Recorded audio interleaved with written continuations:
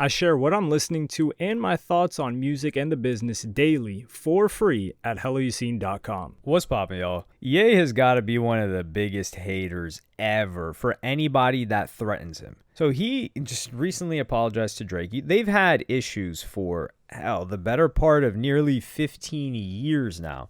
But he posted on one of his long rants and said, I saw a video of Drake walking through his house and showing he had a library of rhyme books. Man, I wish I could have seen and remembered this when my jealousy overtook me. I love Drake. I'm going to say this when I die. I need you to speak at me funeral. Now, this guy's got Conor McGregor ghostwriting his tweets. This is one thing where I do not accept any of this ill-intentioned, misinformed hate levied at Drake, talking about the guy doesn't love the craft and isn't a huge fan of hip-hop upside and down. We've heard LeBron James refer to himself as a hip-hop head. I think this is such a, not LeBron James in particular, people that kind of use this term, it's such a pretentious term where you kind of have to know every piece of history and have listened to all of these obscure albums, mixtapes, and projects and be able to recite it at will. But let's just take it at face value for now and say that LeBron James is somebody that loves hip hop. He's grown up on it when he was a kid. He's still a big fan of it. He supports these artists when he can. And Drake, in the same vein, is somebody that I would genuinely consider a hip-hop head. And I think if Drake were on an alt account and he were talking to people and it was an AI voice of him and you just put him with hip-hop nerds in a Discord call or something, I think he'd be spinning laps with how well or how deep the well of knowledge that he has goes and history. So it doesn't surprise me that he's got rhyme books. I mean, the guy's one of the best rhymers of all time. So when people say that, oh, nah, they try to paint it as Drake getting into music or especially rap is just, especially the Atlanta narrative. Now, I will say there's two beliefs that you can hold at the same time, and they are not contradictory despite seeming so, which is that Drake attaches himself to waves in order to ride them, take the juice out of them, basically take the wind out of their sails while he floats above and they stay below. He did it with Blockboy JB, although in that instance, I think it was largely Blockboy JB's fault because NLE Choppa was another individual that was blowing up at the same time or right after Blockboy JB, and he's been able to sustain a career, and Blockboy JB wasn't. So even if NLE Choppa got a feature from Drake at that point, he would have still been able to keep going up. So that's an example. And then Atlanta, of course, he's helped out Atlanta. Atlanta's helped him out. If he had just avoided that whole Atlanta wave, he might have fell off. Who knows? Or people may not have been too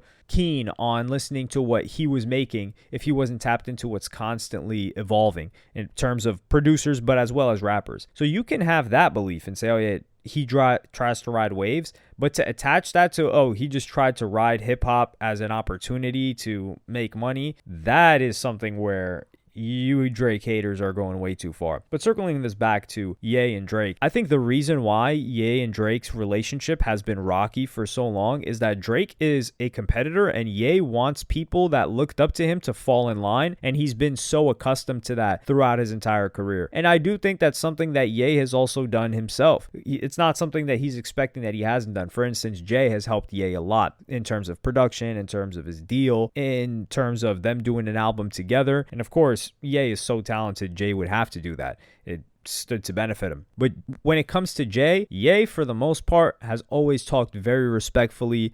The guy crashed out on stage, the modern version of that word, not the real definite. Well, basically, yeah, he damn near destroyed his career on stage on behalf of Beyonce because he loves Jay so much. And the only time he's ever called out Jay was when it was, 2016, the Life of Pablo era or St. Pablo tour. I think that was maybe 2017. But he was off his rocker at that point. And since then, he's held his tongue for a long time, despite their rocky relationship. And if I had to say, I would say they probably have not had a relationship for the past 2 to 3 years. Yes, since the Ye 2024 thing was going on, there's no way in hell Jay was talking to Ye. It's impossible. So Ye shows that level of respect, and he not only expects, but demands it. Whereas Drake looks at it like, yo, I'm a competitor. I looked up to Ye, and I show appreciation for him, just like Drake has shown appreciation for people like Eminem and other acts that came before him. But I'm not going to just glaze you. And Travis Scott is somebody that I think is smart enough to know to do that to Kanye West. I'm not saying Travis Scott glazes Ye, but Travis Scott is somebody that's not going to criticize Ye publicly. Travis Scott is a corporation. He doesn't really have much to say in terms of opinions that may sway anyone one way or the other. And perhaps not the opinions part of it,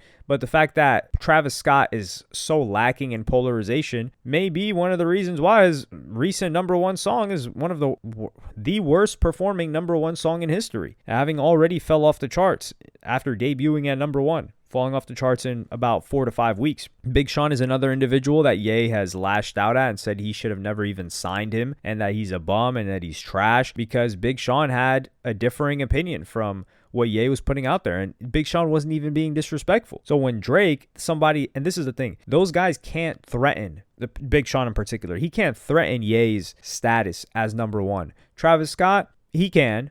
No, I'm not saying Travis Scott is a threat to Ye, but Travis Scott being the number one guy, that's been in the conversation, especially post Astroworld. Not the festival, but the initial album. And I think this has hurt Drake, because if you guys remember that whole poopity scoop line, that's Ye dropped that because that was a beat that Drake wanted for his album, and this was in the same era as the Pusha T beef.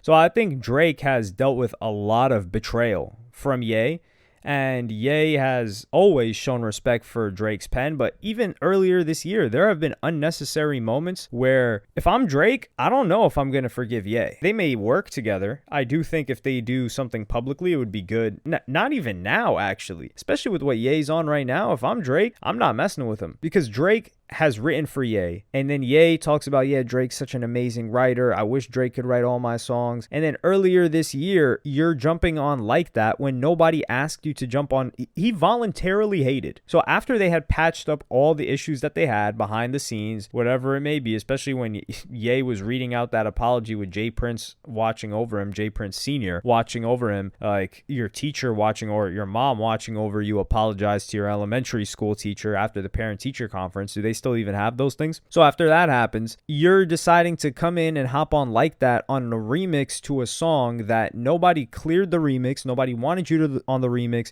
nobody asked you to be on the remix, nobody even acknowledged you on the remix from that entire group, whether it be Metro Boomin, Future, or Kendrick Lamar. Kendrick Lamar definitely didn't want him on there, just to hate on Drake. What? So I think this is a deep insecurity from Ye, and we're starting to see some of Ye's insecurities, mainly with not just his wife. Well, Amber Rose gave some insights, although are we going to take her at face value? But I think Ye being threatened and his number one spot being threatened and not having people bow down to him is the number one thing that I wouldn't say it's his kryptonite, because he's still able to succeed. It's just something that he doesn't tolerate. And I don't know how, because you see how Justin LaBoy kicks it with Ye, and Justin LaBoy is basically like Ye's yes man. And I'm not hating on Justin LaBoy. I don't necessarily have anything negative to say about the guy. I mean, if he messes with Ye, that's his friend, and he wants to kick it with him, he's going to have to be a yes man. And if he is cool with that, then that is going to be what it is. But Drake clearly isn't cool with that. And I respect Drake. Out of this situation, for the most part, looking at the history of it and looking at how Ye has behaved with not just Drake, but other people over the past 10 years, I'm willing to say that I don't think Drake necessarily wronged Ye. However, there is the whole, because Ye be talking about, oh, Drake was trying to smash Kim, this and that. I don't think so, man. And I'm not cutting Drake bail on other people. Like, I genuinely think Drake was trying to screw A$AP Rocky, and whatever happened between him and Metro Boomin, that lack of tact, you could call it. It wasn't even about a girl. They described the situation later. Metro Boomin gave more context. So other people, I will say, I can understand from their perspective why they wouldn't like Drake or have issues with him. But Ye's definitely in the wrong for this relationship. And if I'm Drake, man, this is just another episode. But let me know what you guys think in the comments. Like, subscribe, and hit the notification bell if you enjoyed. Follow me on Twitter and Instagram. Go to helloyassine.com, and I'll see you in the next one. Thank you for watching. Peace.